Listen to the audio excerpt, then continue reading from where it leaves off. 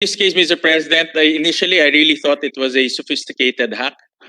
But upon inquiry and asking Union Bank, they mentioned that it was a low-tech scam in which this person who called, this scammer who called, pretended to be me. And he was insisting that he needed to change the cell phone because he wanted to treat the entire Senate for a New Year's party or New Year's banquet. But that is, they will have a series of questions Correct, Mr. that President. person that only you can answer. You're absolutely correct. But Mr. President, my own personal analysis, because we are public figures, our information is out there in the internet, Mr. President. Our birth date, normally they ask our birth date, billing address, etc., etc. And all of those, unknowingly, Mr. President, because we're Well, public they figures, could are come there up- laid out in the internet. They could come up with better questions like what's the name of your grade 1 teacher?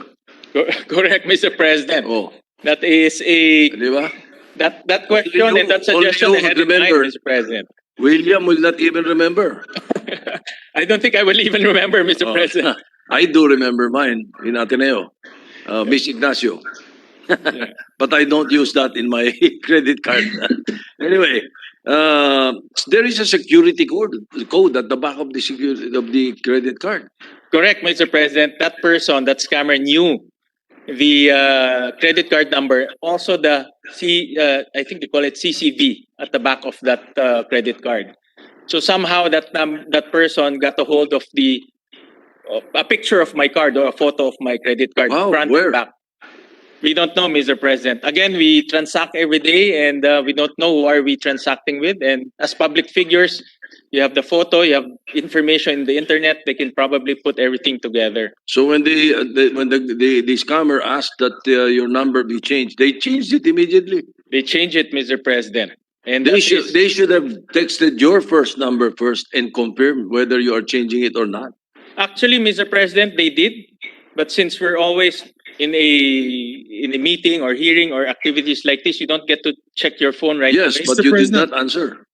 No, I didn't answer right away. I saw, Then therefore that is a liability of the bank. They should not have pushed through with it because you did not answer.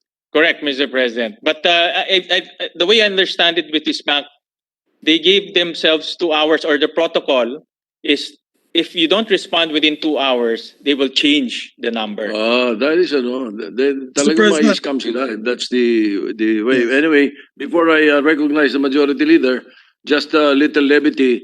You're not the person being alleged in the 470 million, no? No, 1 Mr. million lang, President. 1 million lang na wala sa'yo. My credit card cannot take in that much money, Mr. President.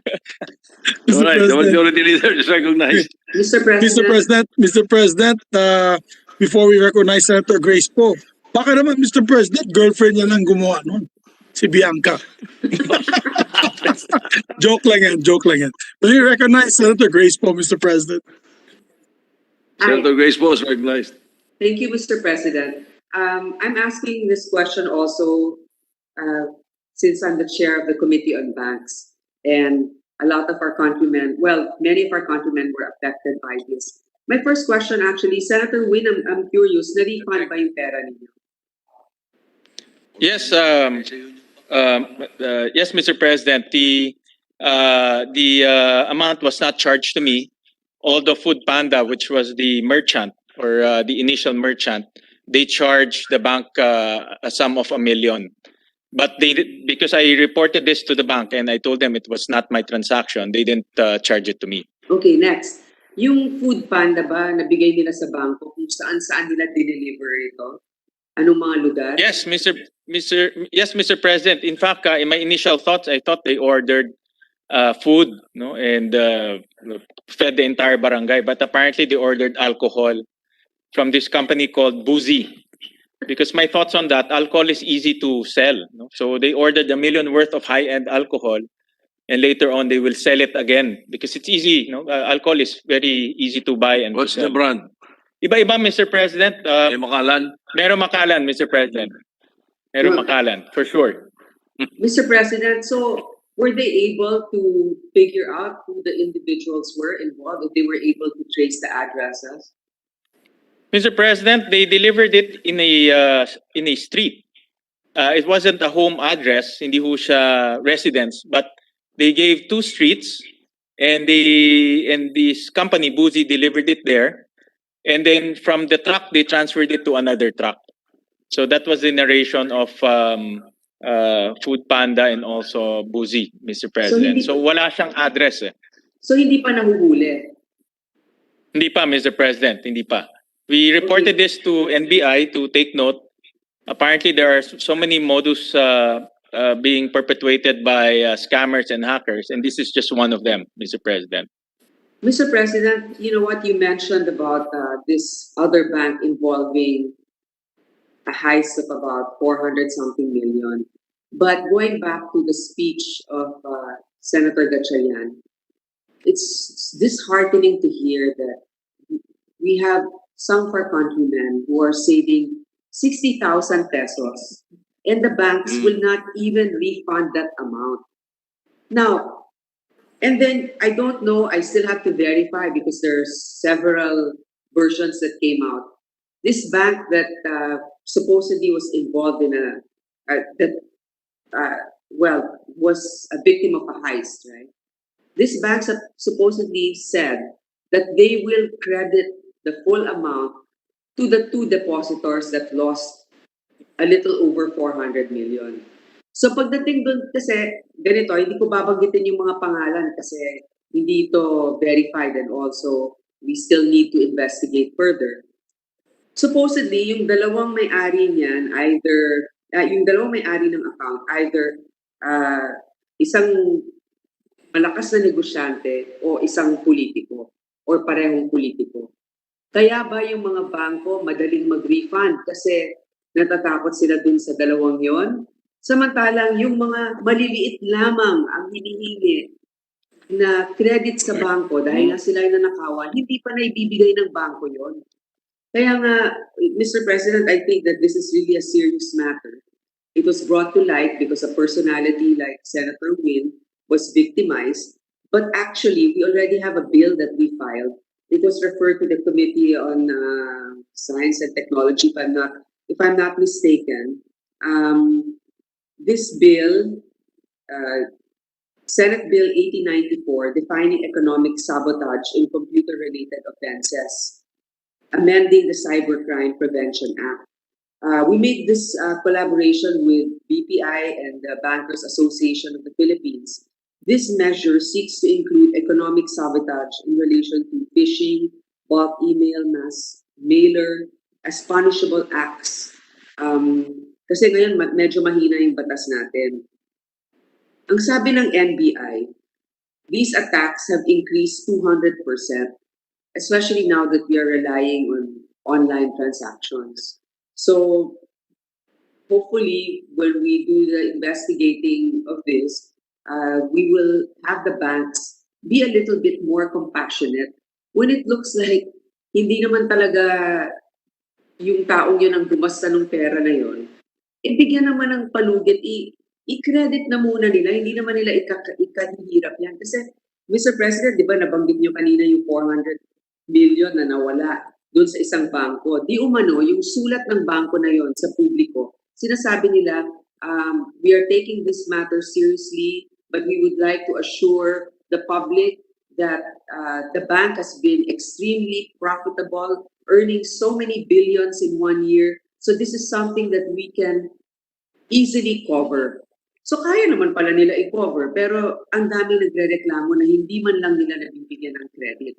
So maybe at the right time, when this is referred to whichever committee, we will be able to invite not only the banks, but some of those who were victimized or willing to present themselves as an advocate against online and banking fraud.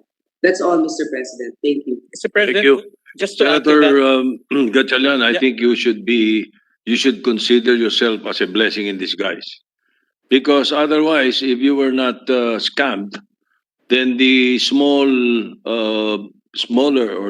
depositors who are hurting and are full of problems because this will not be considered. Now that the Committee on Banks will be looking into it, you become a blessing in disguise.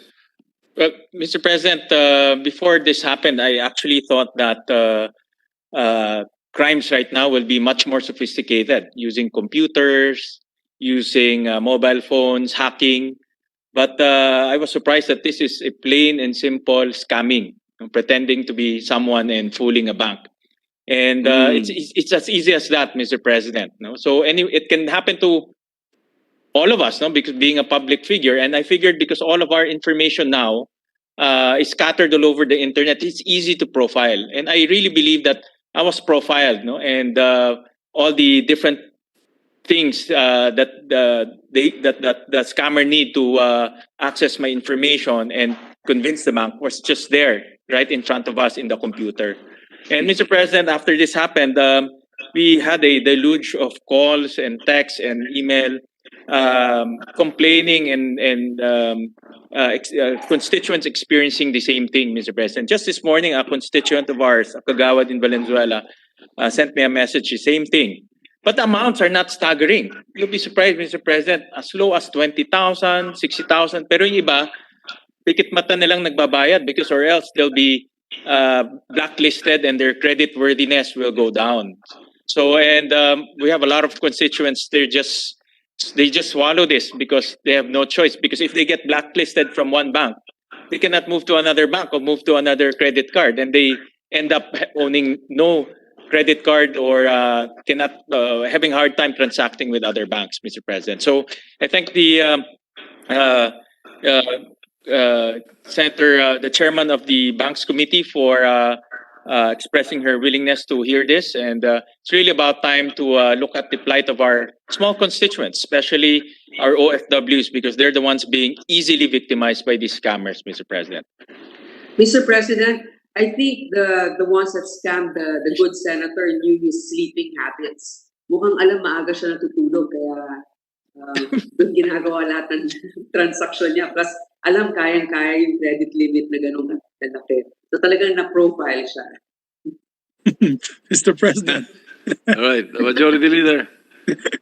Mr. President, I dare not reveal what is being texted in my private Viber group amongst the seatmates, but kasi iba-iba yung suspect nila, Mr. President. But may I just ask the question to the good gentleman from Valenzuela? What I heard right was, so they changed this number, with the permission, of course, Senator Gatchalian. I just want to be clarified if he'll answer just one or two questions. Yes, more than happy to receive questions from our majority floor, Mr. President. Yes, my dear friend and my compadre, did they, when you mean that they changed your phone number, therefore they were already using the phone number of the perpetrator, is that correct? Correct.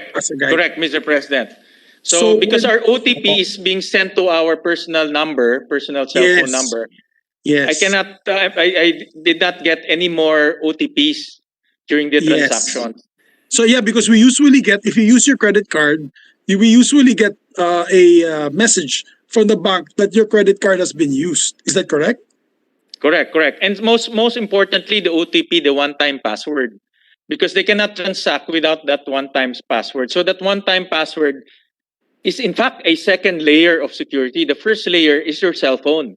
So he managed to breach that first layer by getting my cell phone, and then once he changed the cell phone, changed the cell phone and gave his own cell phone, I could no longer get my OTP. And that's when he transacted 4 times.